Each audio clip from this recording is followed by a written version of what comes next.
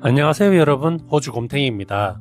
오늘은 여러분과 함께 커피보다 더 진했던, 럼보다 더 독했던 호주의 음주 역사에 대해 파헤쳐 보려고 합니다.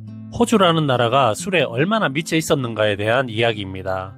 자, 이제 시간의 핸들을 1700년대 후반으로 되돌려 봅시다. 1788년 여러분이 잘 아시는 제1함대, 그러니까 영국에서 범죄자들을 실어 나르던 배가 시드니 코브에 도착합니다. 그런데 이 함대에 어떤 물자가 가장 많았었을까요? 쌀, 밀가루, 고기? 아닙니다. 럼주. 그것도 무려 4년치 럼주. 이게 농담 같지만 진짜였습니다. 왜냐하면 당시 럼은 그냥 술이 아니라 화폐였고 권력이었고 생존 수단이었습니다. 심지어 총독이었던 아서 필립도 럼을 그냥 마시는 게 아니라 일종의 지배 전략으로 써먹었습니다. 그렇다면 왜 하필 럼이었을까요? 이 당시엔 영국 정부도 정식 화폐가 부족했습니다. 돈을 만들 실버도 없고 동전도 없고 지폐도 없고, 그러니 뭘로 사람들한테 임금을 주었을까요? 바로 럼이 그 공백을 메운 거죠. 실제적인 예로 오늘 벽돌 300개 옮기면 럼 한 병 줄게. 어이, 저 집 판다고? 그럼 럼 4병이면 어때? 이런 거래가 실제로 오고 갔습니다. 그래서 럼 경제, 일명 그로고 에코노미가 생겨났습니다. 그렇게 럼은 호주 초기 식민지 사회에서 모든 것을 결정짓는 화폐로 작용하게 되었습니다. 집을 짓는 것도, 땅을 사는 것도, 범죄를 무마하는 것도 전부 럼으로 거래된 거죠. 이쯤 되면 당연히 궁금하실 겁니다. 아니, 그럼 럼은 누가 공급했는데? 여기서 바로 그 유명한 럼 부대, 공식 명칭은 뉴사우스웨일스 육군단이었습니다.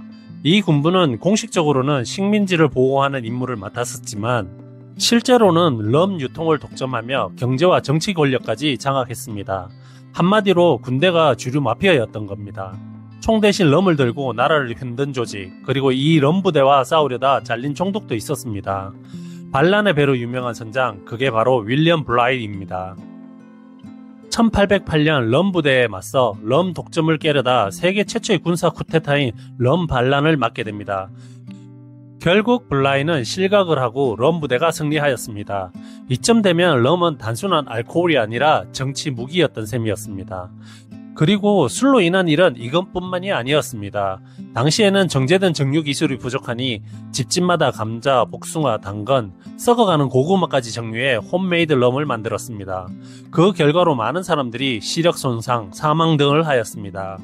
그리고 그 당시에는 항상 이런 이야기들로 뉴스를 가득 채웠습니다. 특히 알코올에 노출된 적이 없던 호주 원주민 사회는 더욱 큰 피해를 입었습니다.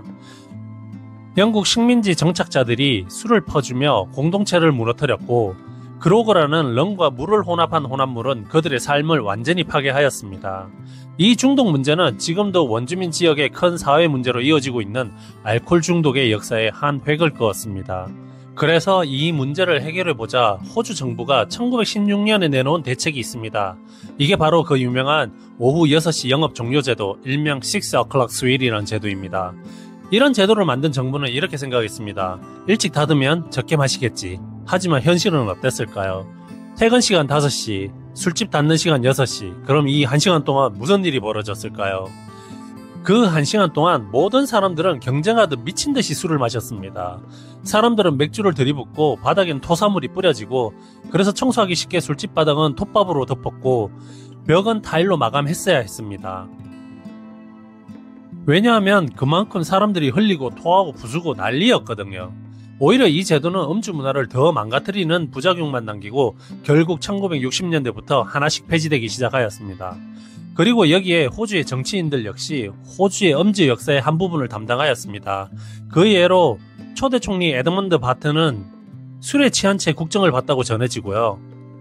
1898년 존 노튼 의원은 의회에서 바지를 내리고 공식적으로 배뇨하는 사건이 있었고, 1977년 총독 존컨은 멜번컵 연설 중 완전 만취로 횡설수설하였고, 밥 호크 전 총리는 2.5리터 맥주를 11초에 원사쇼로 마셔서 기네스북에 등재되기도 하였습니다.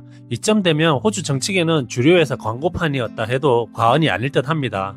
하지만 이제 시대는 변했습니다. 2008년 시작된 Dry July 캠페인이 시작되었고, 그 캠페인은 7월 한 달간 금주하고 암 환자 지원 기금을 마련하자라는 운동이었습니다.